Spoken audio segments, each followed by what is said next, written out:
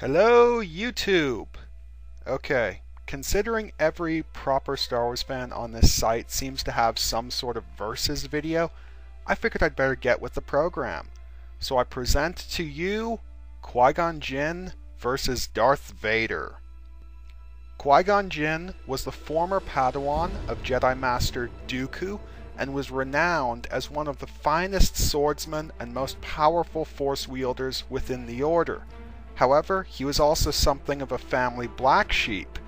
His deep connection to the living Force often motivated him to go against the dictates of the Jedi Council and occasionally against the Jedi Code itself. This maverick streak prevented him from being named to the Jedi Council despite his renown within the Order and his close relationships with many of the body's members. In 32 BBY, Jinn was involved in the Naboo crisis and was struck down by Sith apprentice Darth Maul after a heated duel during the final Battle of Theed. Darth Vader, formerly the Jedi hero Anakin Skywalker, was the Sith apprentice of Darth Sidious and was arguably the greatest Jedi killer of all time, spearheading the sack of the Jedi Temple. However, during a duel with his former Jedi Master, Obi-Wan Kenobi, Vader suffered severe injuries, necessitating extensive cybernetic refit to keep him alive.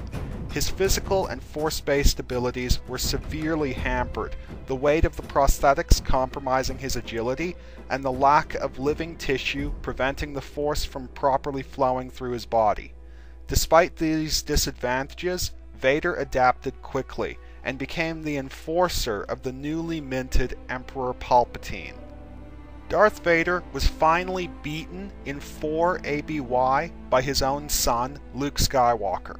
However, Luke spared his life, rejecting the dark side of the Force and provoking Palpatine's wrath.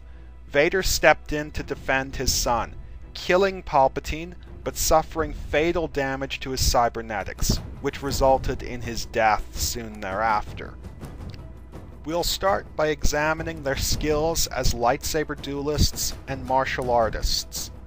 Considered one of the finest Jedi sword masters, Qui-Gon Jinn was a master of the Utaru form, a fast-paced fighting style with a heavy focus on speed and agility.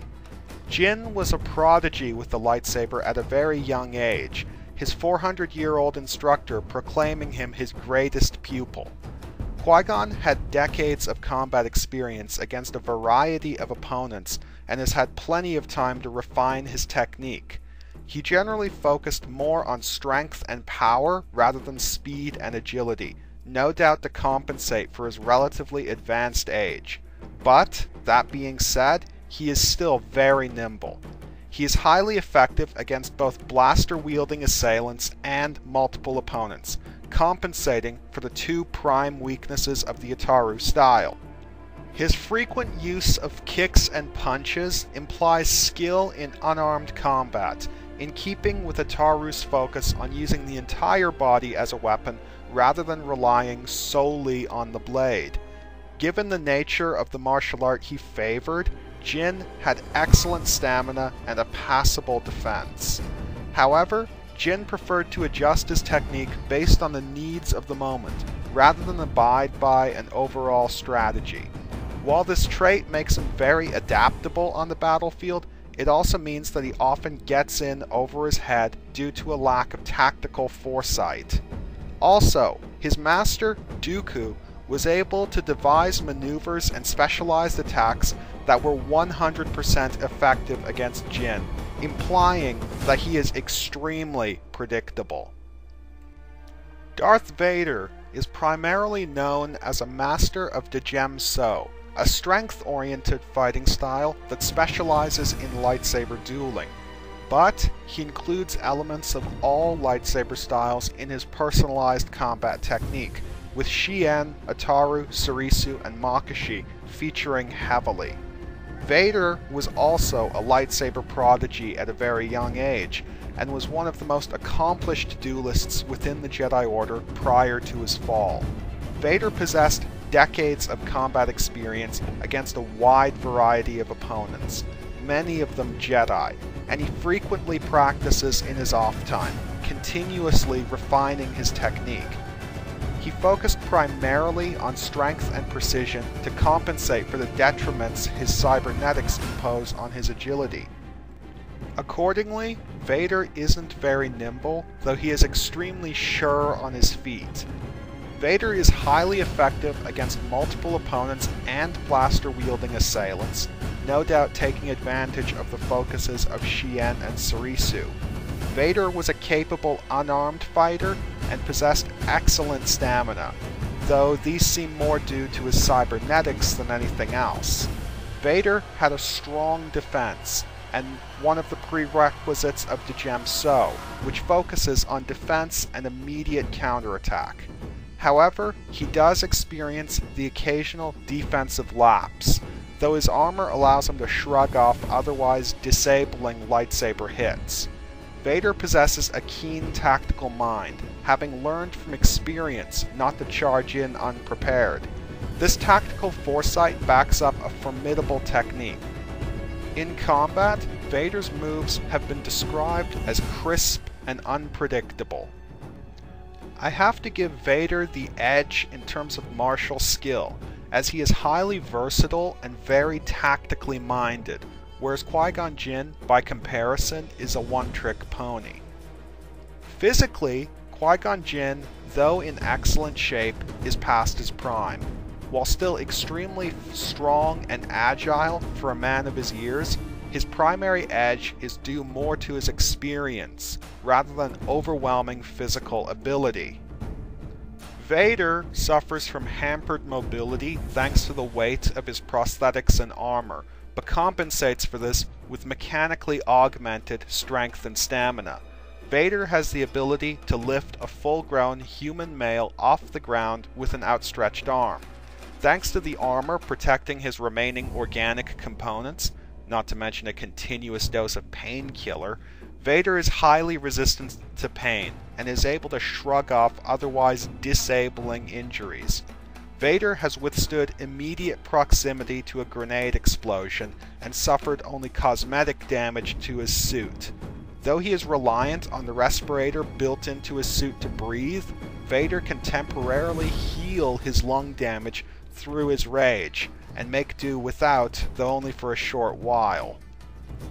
Darth Vader has been shot at, burned with a flamethrower, survived hard vacuum, even been buried alive, and has still walked away. Vader has the obvious physical advantage, though this is thanks more to his life-sustaining and highly durable cybernetics than anything else. Qui-Gon Jinn has a strong connection to the living Force, which, among other things, is the source from which all practical Force abilities are derived. In keeping with his practice of Ataru, Jinn is a capable acrobat, and as previously mentioned, is very nimble given his age. His skill with telekinesis is reasonably advanced, as he has been shown applying it in combat and to lift heavy objects. His telepathic abilities are reasonably advanced as well, and he has been criticized for an over-reliance on Jedi mind tricks to accomplish his ends. However, he has only been able to influence the minds of weak-willed subjects. Strong-willed species such as Toydarians and Hutts are beyond his ability. He has been able to telepathically contact certain individuals, but only willing subjects. Jinn may be able to contact or probe unwilling individuals, but he has never been depicted doing so, so for the sake of this video we assume he can't. Despite the detriments imposed on him by his extensive cybernetics and consequently diminished Force abilities, Darth Vader remains a powerful Darksider. His telekinetic abilities are highly advanced, and he has been shown incorporating such attacks into his lightsaber sequences, a technique heavily influenced by his knowledge of the Sith Dun Mosh tactic. He has even been known to break through the Force shields of opposing Force wielders and telekinetically throttled them to death, one of his preferred methods of killing. Vader's telepathic abilities are also very advanced, as he has been able to contact and probe the minds of numerous subjects, both willing and unwilling. Vader has even telepathically assaulted enemies before, freezing them in place while he finishes them. Due to his prosthetic arms, Vader is incapable of utilizing Force Lightning, and any attempt to do so will only cause it to backfire on him. He compensates for this with the obscure ability known as Kinetite, a blast of pure glowing kinetic energy. However, he has only exhibited this power once, while in close proximity to the Kyber crystal, an artifact that empowers Force wielders. Vader has also used Sith magic to turn a subject into a Rakghoul monster, though he has only done this once, and was also in close proximity to another Force-boosting artifact, the Myrrh Talisman. Neither Kinetite nor Sith magic are likely to come into play, as neither the Kyber crystal nor the Myrrh Talisman will be present. Vader has also used the Force to overload the energy matrix of a lightsaber, destroying its internal mechanisms, though only after lengthy concentration. Not something he'll have time for in a pitched battle.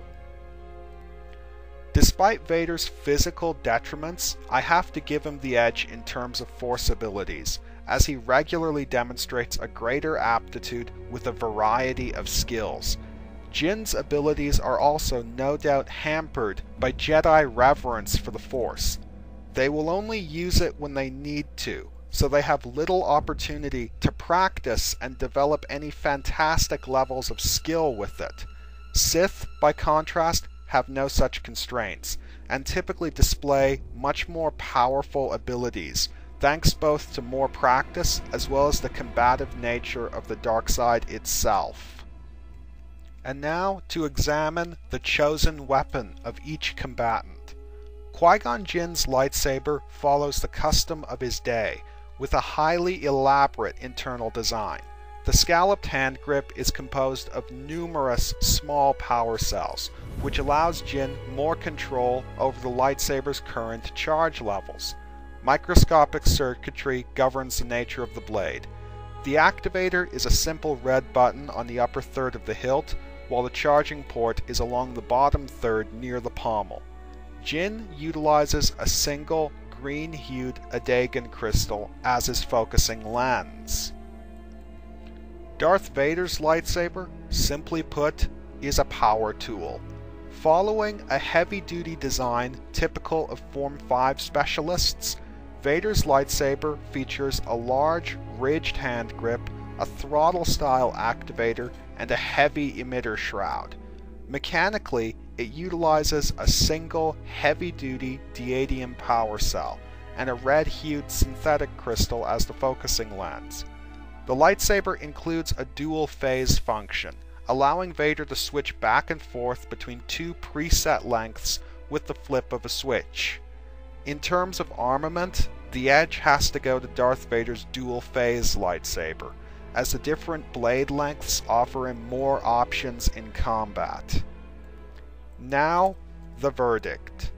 It's pretty obvious that the winner is going to be Darth Vader.